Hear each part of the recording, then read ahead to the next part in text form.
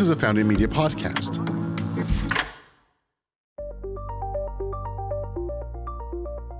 This is From Tanks to Teleportation, a podcast where we explore the intersection of technology, business, and national security with the leaders of the Defense Innovation Unit, part of the U.S. Department of Defense. I'm your host, Dan Dillard, and as always, I'm joined by my co-host, Zach Walker, the Texas lead for the DIU.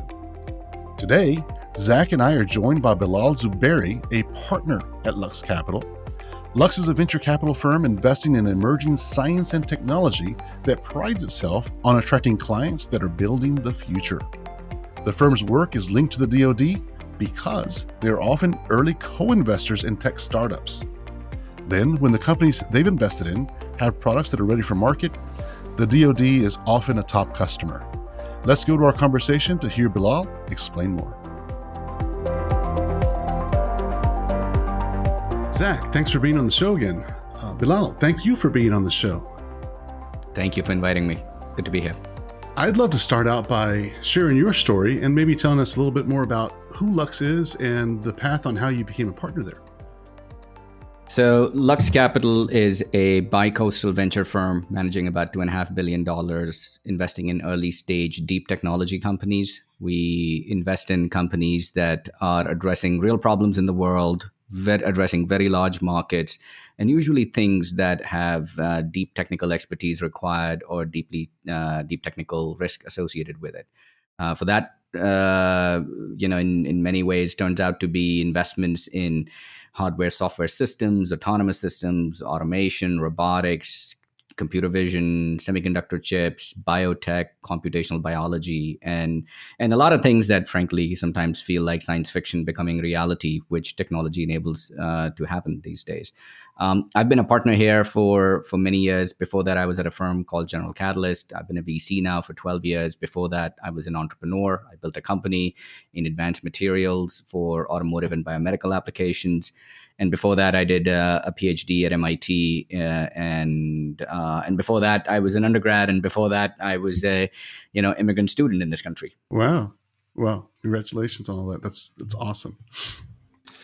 Bilal, thanks again for joining us today. It's really wonderful to have someone from the venture community. So when we put this podcast together, calling it Defense Innovation from Tanks to Teleportation, this idea, like you said, science fiction becoming reality, so much of that in this country happens through things like venture investment.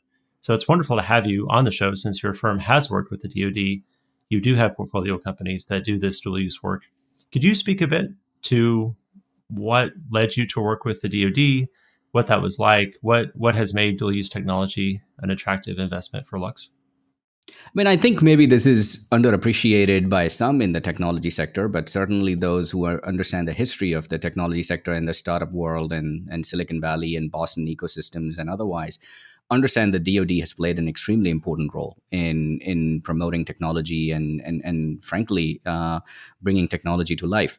And to date, a lot of companies that we work with, the origins of the technology emerge out of grants that were made either by the, Air Force or Navy or DARPA or otherwise. So certainly the origins of technology and a lot of hard tech, deep tech technology has either DoD as a core, supporter and funder, or definitely an early beneficiary. We believe that DoD is both a long-term and a short-term partner to these companies. It is an early believer, an early funder of these technologies, so they become our co-partner and co-investor in these companies. But at the same time, if done right, and there's a big if because there's a lot of things that need to get done right along the way, they can become a very large customer for some of these technologies as well. We also believe that we are American citizens, and our soldiers and our the Department of Defense workforce broadly should have access to the best available technology that the country has to offer, and there's no reason why anybody else anywhere in the world should have access to any technology before we do. I'm curious, what was your reaction when one of your portfolio companies decided to work with the Department of Defense? Did you have any reservations, and what was the expectation versus the reality of your experience? I'm just kind of curious about that. I think working with the DoD as an early investor in these companies or early investor in technologies is has been relatively easy, I would say, and there wasn't much hesitation, certainly from our part in any which way. I think it was when we thought about DoD as a customer that there was definitely differences that we realized. There are obviously issues of secrecy, privacy, and secure national security stuff that one has to deal with, and we all had to go through such processes multiple times now. But also, the buying processes are different, the accounting processes are different, and most importantly, and this I think the two sides, both Silicon Valley and DoD, are still trying to understand each other is product market fit is sort of golden words in technology. You have an idea, you have a technology, you take that, you turn it into a product, and then you want to make sure that this is a product that the market wants, and the market wants is best exhibited by the market paying for it. This is something that has been harder to achieve with DoD as customers. DoD has easy mechanisms in place, often to provide grants and support the development of technology, but it takes much longer time for them to become customers. And I think when we first started working with the DoD, that both came as a little bit of a surprise on how arduous those processes might be, but also a little bit about the opaqueness of it, where frankly, we had to learn how to find some of those answers and figure out how to work with the innovators within the Department of Defense who are there, and they exist. We just have to find them. Yeah, to that end, we like to think that we provide that connective tissue between the commercial world and the Department of Defense. It's certainly a challenge with the DoD being a monopsony, generally being a single buyer.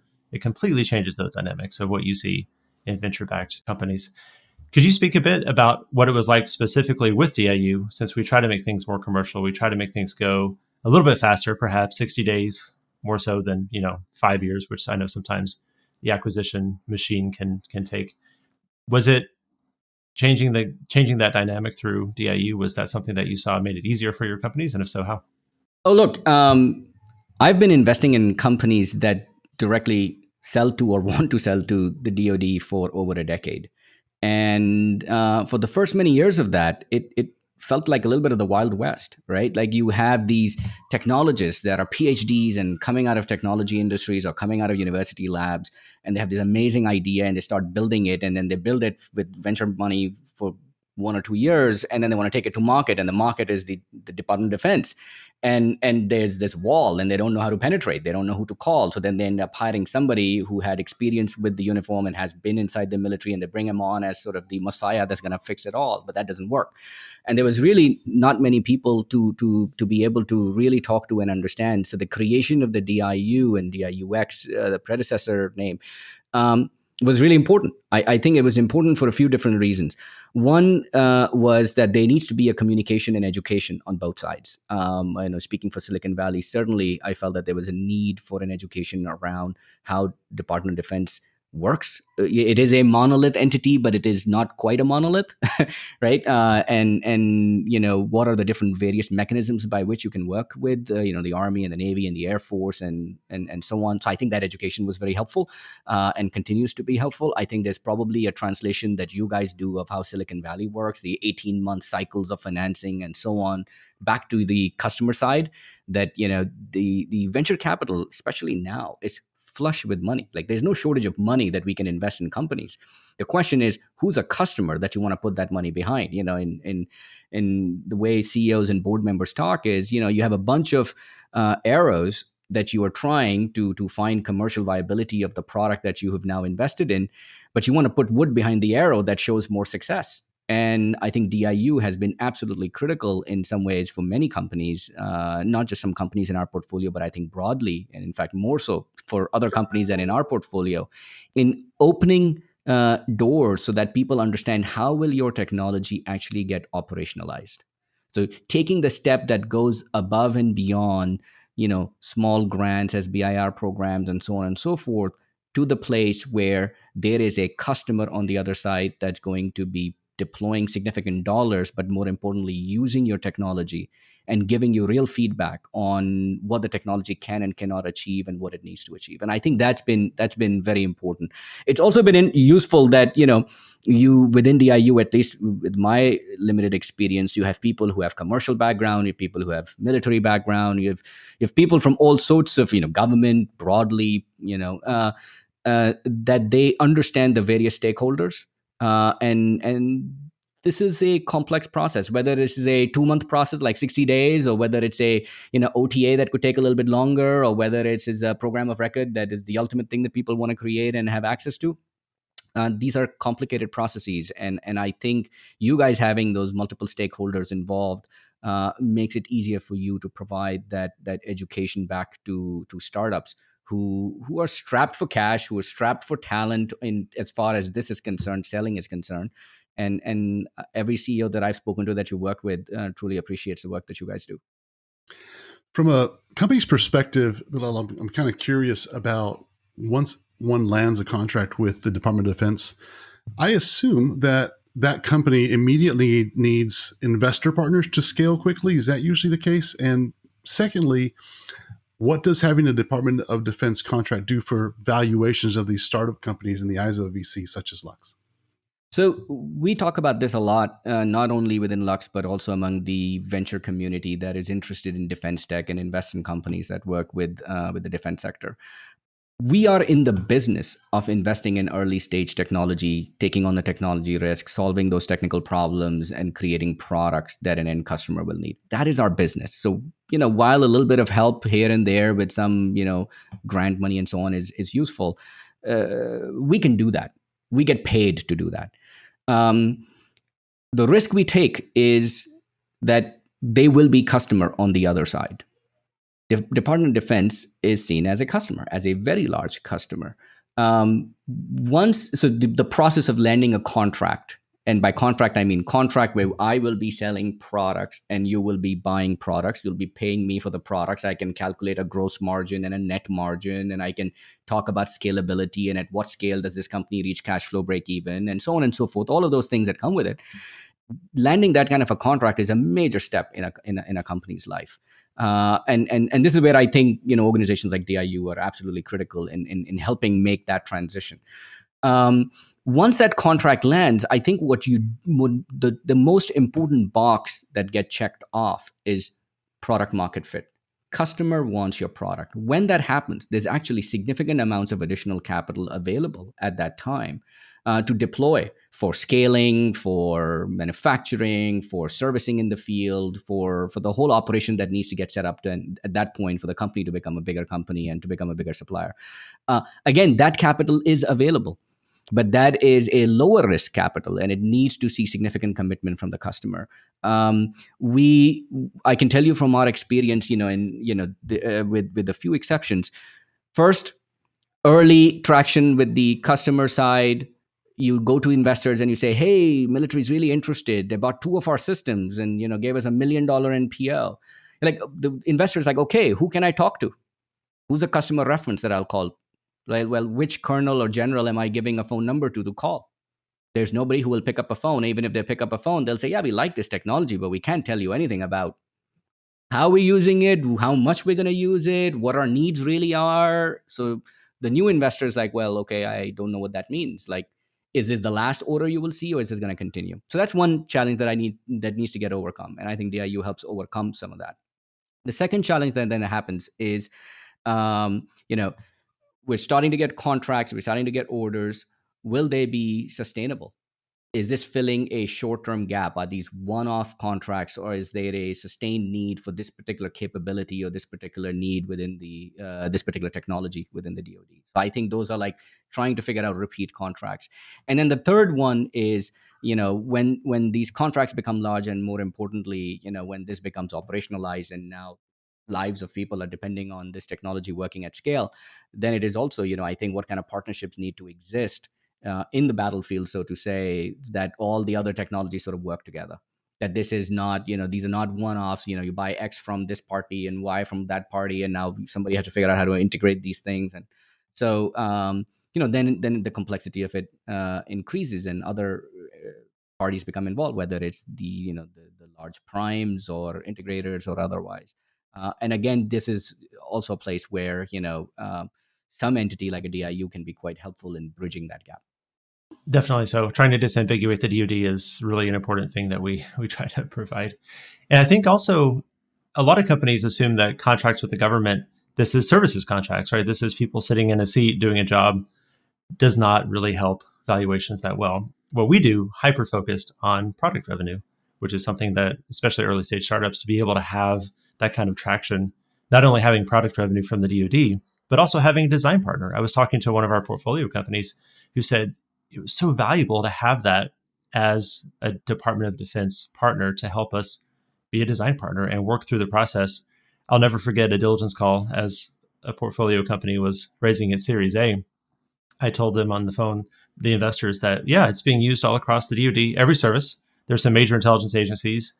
They love it. Yeah, it's seed stage, but it's in the hands of operators all across the DoD, and they're jazzed about it. I had silence on the other end of the phone. That couldn't believe that a company that was relatively that early stage had such traction. And that's because we offered them a very, very good product contract and helped them be design partners. So I think you've nailed it. This is I cannot stress that enough, that while there's absolutely a reason for very early stage grants to exist, whether it's the SBIR programs or other mechanisms that might exist, they're great, they're important, they play a very important role. What we're talking about is finding Silicon Valley, getting Silicon Valley and some of the best engineers and scientists and technologists in Silicon Valley to work on defense tech technologies. These guys are interested in what some investors have called sort of these hyperscaling companies, right? Companies that become worth $1 billion or more, so to say, proverbially. Well, to get to $1 billion or more and to get there in the time scale that VCs have in mind, you need to have $100-200 million in revenue, right? $100-200 million of revenue is not going to come with grants. It's not going to come with R&D, one-time NREs. It's going to be product revenue. How do we make that happen? If we don't make that happen, frankly, we are all losers, right? Like venture industry or startup industry will continue to invest in the next chat app or social media app or whatever in the hell is, the next big thing. But it is not going to be, helping our national security or defense forces, fight a better war or safer for our soldiers and so on and so forth. And so I think we have to find a way around this if we want the best engineers in the country to be able to work on defense tech technologies. And I think what you just said, that we help people find product revenue, that becomes critical. We are fine if we build a product that the customer doesn't want, right? If I build a product, I take a risk that I'm going to build X. That X could be, a weaponized system. It could be an autonomous car. It could be a component. It could be a device. It doesn't matter. If I take that risk and I have risk capital available to invest in that, and I choose to invest it in something that is not going to do for the customer what it needs to do, my bad. I made a bad bet, and happens all the time. 7 out of 10, startups don't find the right customer and don't grow. But where it is solving the problem that the customer have, which is providing the capability that the customer has, it's doing so at a lower cost. It's doing so better than anything else and anybody else can provide. And yet we get caught in a bureaucratic quagmire or a process that just doesn't fit the timelines of the startup world. Then I think it's just it's very unfortunate, because I've been doing this for, as I said, for over a decade. There are other investors who've been doing it, but we're at a moment right now where there's a significant amount of interest from the venture industry to work with the Department of Defense. What we don't want is for that interest to go away, right? It doesn't take very long. It just takes one cycle for people to be like, yeah, this is great and I love it and God bless them and patriotism, but not exactly where I want to invest my LP's money. And that's a real problem, and that's a real risk. And I think part of the work that some of us who've been investing in defense tech do is constantly educate other investors so that they participate in this. More capital is drawn in. We introduce them to people like DIU and others to say, guys, there's resources available to figure out how to work with the defense and military. They will tell you what the needs are. They'll tell you the processes. And nothing is easy. I can tell you it wasn't easy for me, but it's worth giving it a shot, because there's real businesses to be built here. I'm really glad you brought that up, because patriotism is wonderful. I mean, again, we all love this nation, but patriotism does not help EBITDA in any way, right? So we have to be very real about the fact that these companies, they have bills to pay, and we're not looking to make defense contractors. We're looking to make extremely successful companies with very good recurring product revenue that just happens to have a decent portion of it from the DoD. So we found it very important to try to make that distinction. 100%. Look, we not only are we stewards for somebody else's money, like this is not my personal money that I can decide to dedicate to X, Y, or Z. So we have to generate returns for our investors, and we have to invest in the best technologies that would return the best returns for them. But in addition to that, defense industry is interested in working with Silicon Valley for one reason and one reason alone, in my opinion, which is that we have some of the world's best engineers and scientists that are working in Silicon Valley. And when I say Silicon Valley, I don't mean geography Silicon Valley. I mean the tech industry broadly, wherever you might be located. We've been able to attract the best talents, not only from across this country, but frankly, over the last 25, 30, 40 years from across the world. We've been able to do that because we're able to provide the sort of economic opportunities that simply have not existed anywhere else. The immigrant story of Elon Musk is right there in front of us. Grew up in South Africa and comes out here and creates bang, bang, bang, bang. How many billion-dollar companies has he created? It's right there in front of us. We want more Elon Musks. We want more companies like that. And I think that talent exists in Silicon Valley, and we have to show them that you can do that. You can build the next SpaceX or Palantir or Anduril or whatever it might be. You can do that by working with the Defense Department as either the primary customer or at least one of your customers. So, having said that, I know that you mentioned earlier in the podcast about some of the privacy things that you have to abide by and so on and so forth as an investor. But from what you can share, what have been some of the impressive solutions, maybe capabilities that you've witnessed personally from companies to help shape the future of the Department of Defense? I think there's there's a few broad themes that Silicon Valley is excited about. And I think Department of Defense can really benefit from that. Let me name a few, and obviously we have portfolio companies that provide those technologies in various ways, whether it's to the DoD, various functions, or intelligence agencies. Or one is around automation. Broadly speaking, when we talk about the use of robotics and automation, and we talk about efficiency, and we talk about speeding things up, Defense Department is responsible for a very big chunk of manufacturing in our country, right? So when we think about robotics manufacturing for metal parts, or we think about 3D printing of metal and plastic parts at scale for manufacturing, we are, all the cost benefits that accrue to the Ford and the GM and the BMWs of the world also accrue to our DoD manufacturers, whether it's the Lockheed Martins of the world or partners of us in Tempo or otherwise. The second thing is around autonomous systems. Whether you're talking about autonomous vehicles and simulation of autonomous vehicles, or you're talking about autonomous drones, aerial drones, or ocean-going drones, these are all companies that are doing work with the DoD right now. So we have, DIU is actually a partner for us in Saildrone, which is working with the U.S. Navy right now, and NGA right now. We have AirMap, which is doing work with the Air Force right now, and providing a UTM, the solution for managing drones everywhere. We have Anduril that does a lot of work with DoD around drones and otherwise, and counter-drone systems. A third area broadly is around AI, and AI think about NLP, machine learning AI broadly. So companies like Primer and others come to mind. These are companies that you have a ton of data that gets generated either on the intelligence side or on the manufacturing side or system side that you need to process. And you need to create summaries of it to understand what is happening there. The same way that Walmart gets perhaps millions of comments on its website, and they need to make sense of it because nobody's going to sit there and read millions of comments. The same thing applies to DoD as well, and intelligence agencies as well. So we have that kind of companies. And then you have, companies that would be, that are sort of science fiction bringing to reality, right? So you have, drones that were built, for consumer purposes can now go at, 100 plus miles an hour. Now, pilots that are flying those drones and becoming experts at it, these guys are amazing simulators for how do you fly the future generation military planes?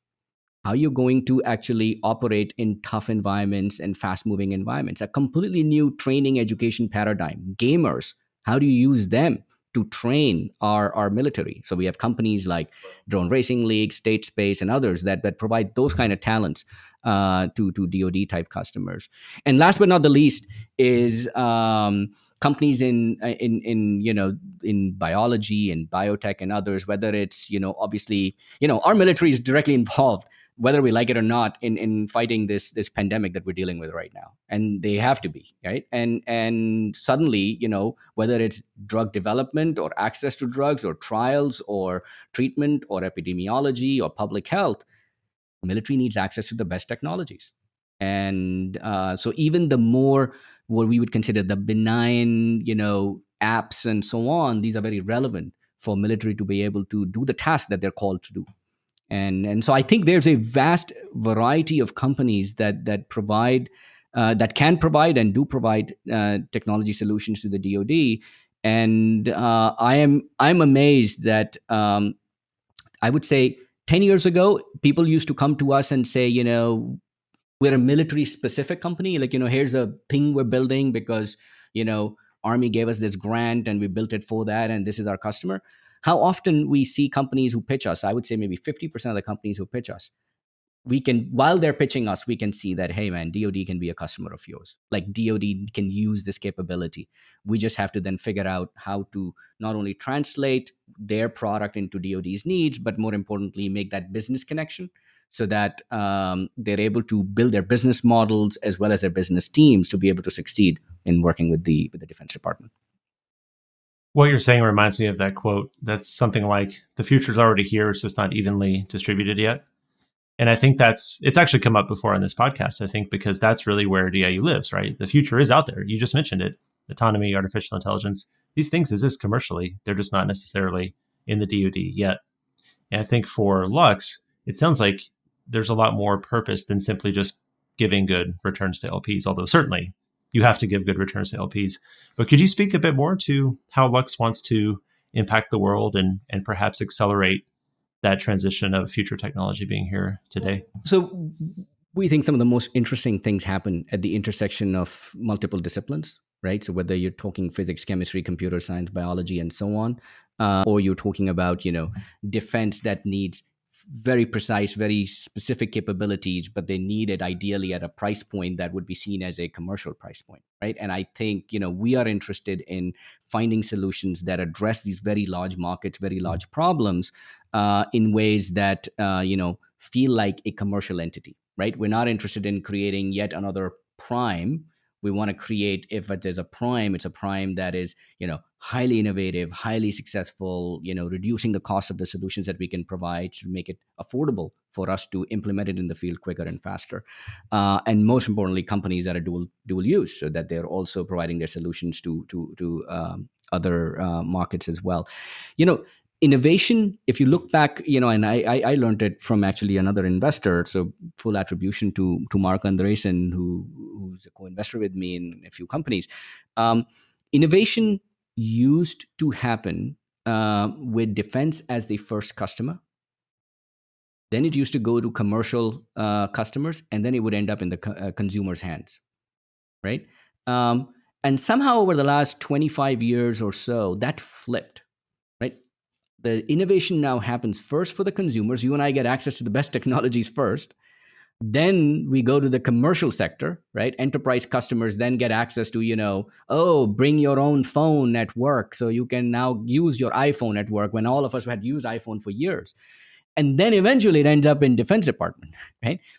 Is there a reason and is there a way for us to flip that again?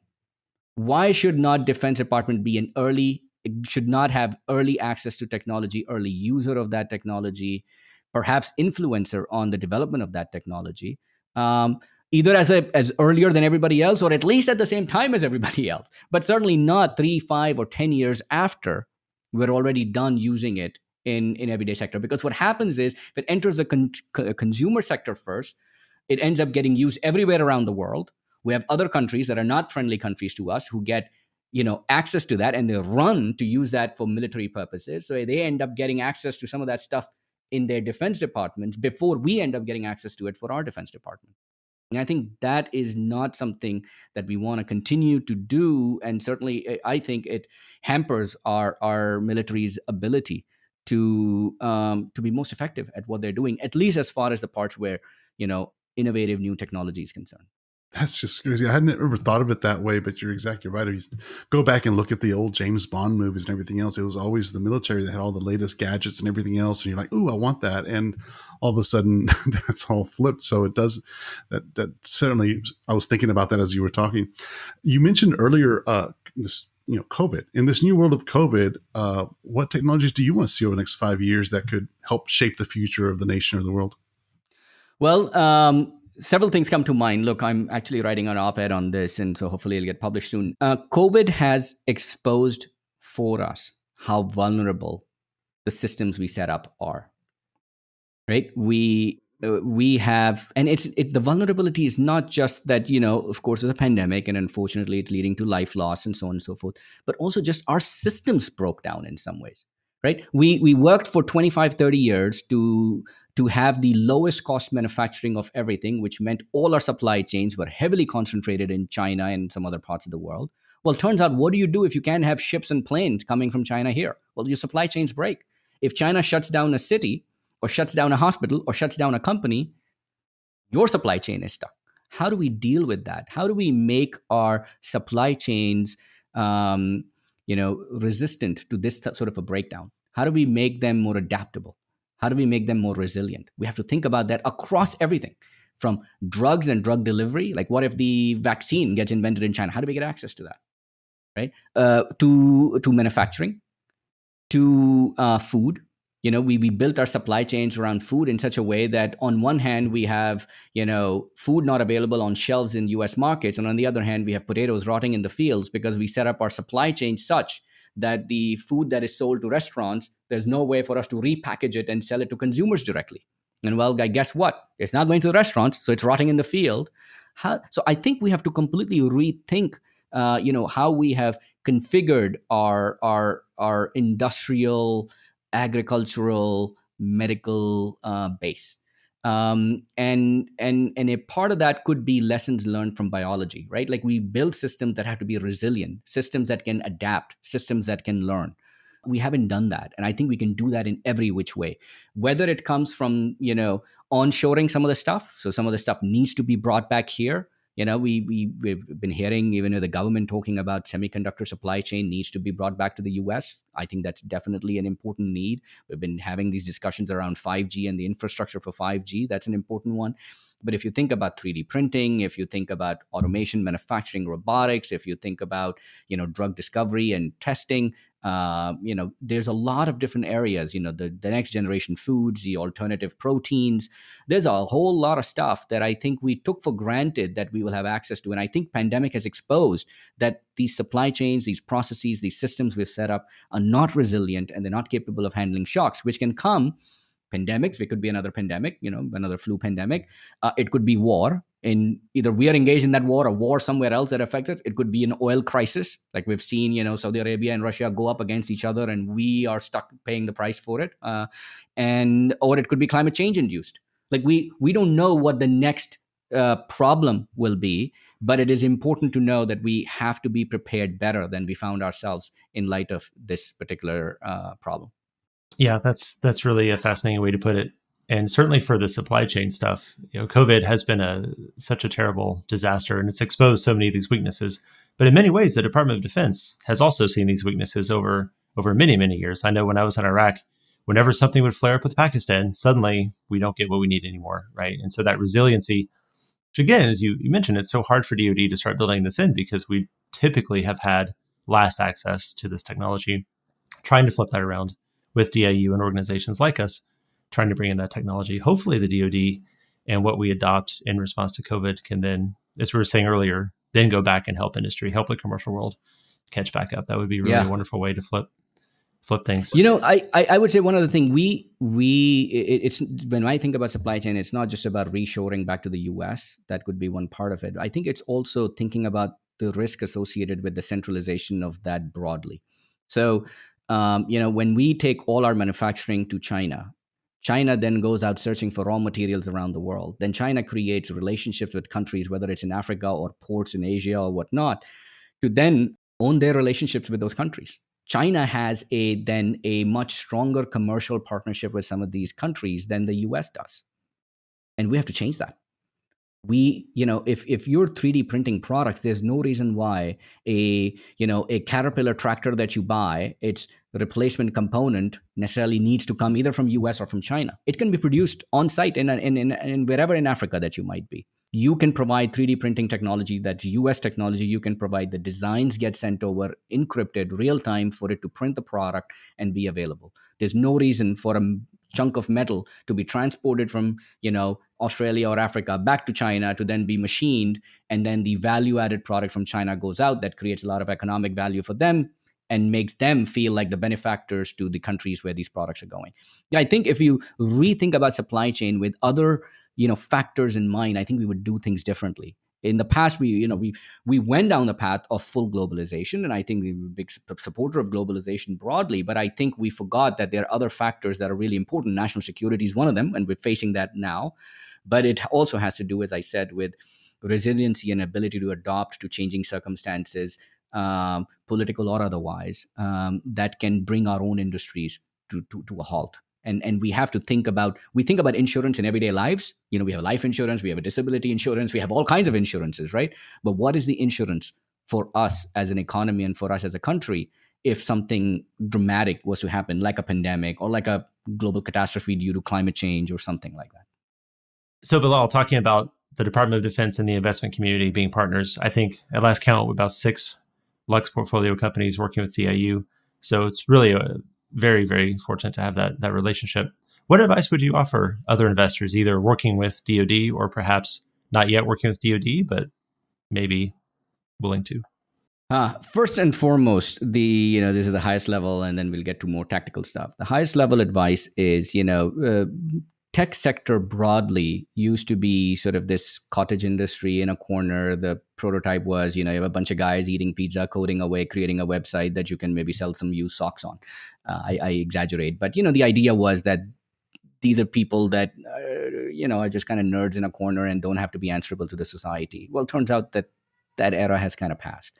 We represent some of the largest companies on our stock exchanges. We represent some of the largest employers here and globally. We're largest media organizations now that reach billions of people globally on a daily basis. We, are attributed, our products are attributed to causing revolutions in other countries and so on. The tech sector has now a very important role to play. And I think we see this on a daily basis, whether it's, censorship in China or censorship in the US or the products we build and how we use them and so on and so forth. So I think we have to, as leaders of that industry, and I speak to CEOs and I speak to founders and I'm right now speaking also to VCs, we have to take ownership and we have to be serious about this. We are playing on a bigger stage in a bigger way than we used to 25, 30 years ago.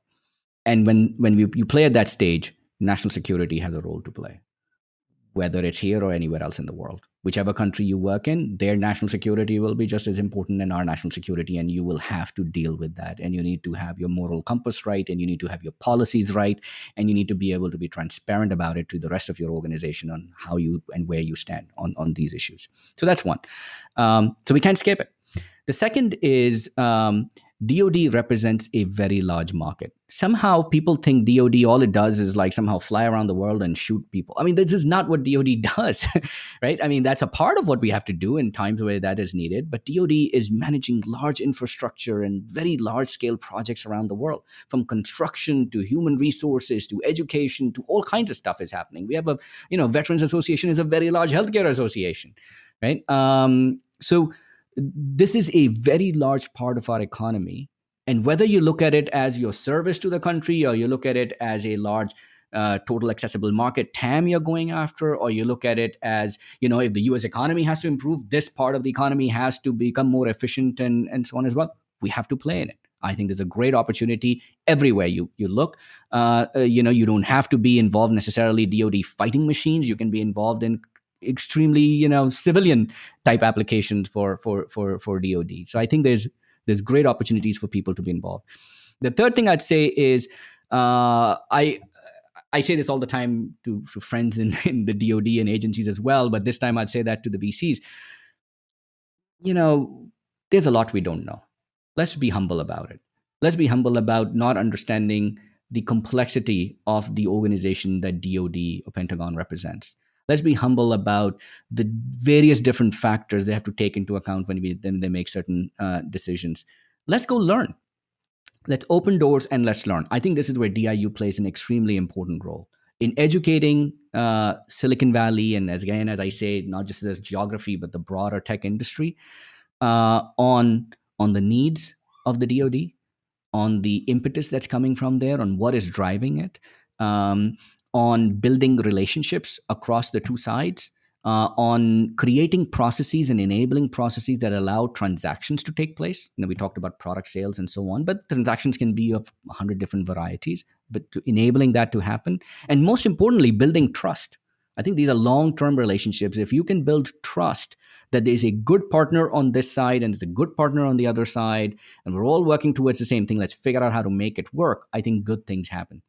As I mentioned, if you think about enterprise customers, they have what they call early beta customers. These early beta customers are not just lucky few who get to test the product early. They're really development partners. They may pay along the way, but the important thing is that they influence the product.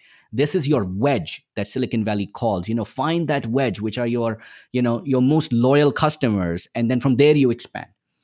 There's no reason why DoD cannot be a part of that wedge. And I think, we have to create mechanisms for that to happen. I don't think enough of those wedges exist today. If they exist, often it's because of a few crazy people. They might sit at DIU or otherwise, or entrepreneurs and founders who are committed to making it work, and then they somehow make it work, thankfully. But I think we need to create it more institutionally so that a larger group of people are excited by this, and also frankly, more importantly, not intimidated by that. They want to go build, they want to serve, they want to do good things, but they don't want to take on something that feels like this gigantic, bureaucratic nightmare to deal with. And I think if we can make that happen, there's an amazing opportunity. Look, how big is SpaceX now? We just put, using a commercial carrier, we put man on another space station, right? And that rocket landed back. That has never happened before. And that has created a 20, 30, 40, God only knows what SpaceX is worth, but certainly $40 billion worth type company, right? With one customer. Right. A customer that itself doesn't have a very large budget, frankly, right? We're not talking DoD, but we did it. It was a crazy entrepreneur, Elon Musk, and obviously all his staff and team that made it happen. Think of Palantir. Same idea. I think it can be done. And I think we just need more examples so that more entrepreneurs get up. Just like entrepreneurs around the world get up and say, hey, I'm going to create the next app that's going to become like a Facebook or a Snapchat or a Twitter. The same way we need to do that so I can create the next company that'll be the next, Palantir, SpaceX, and hopefully a better version of Lockheed Martin and Raytheon and so on. I think these are all doable. And I think we need it because our 40, 50-year-old systems are frankly just rusty and failing us. Well, Bilal, I don't even know how to follow that. That was inspirational just listening to you. Thank you so much. This has been such a joy listening and learning and being educated of the process on the other side. And I learned a lot about the entire podcast and about the process, the VC and the relationship there with DIU and the DoD. So I just want to thank you for taking the time to chat with us today. Yeah, thanks so much. Thank you so much for doing what you're doing. Keep doing it and let us know how we can do better. Appreciate it. Thanks, Bilal. Thanks. Take care. Thanks again, Bilal, for joining us today and helping startups and ventures connect with the Department of Defense. Hearing how you and other investors are thinking about the future of defense technology is absolutely fascinating. If you enjoyed this episode, be sure to subscribe and share it with a friend or colleague. And if you haven't already, be sure to listen to the first 4 episodes of From Tanks to Teleportation to learn more about the exciting work the Defense Innovation Unit is doing. From Tanks to Teleportation is a partnership between the Defense Innovation Unit and Founding Media. It's created in Austin, Texas. To learn more about the DIU, please visit our show notes. Thanks for listening.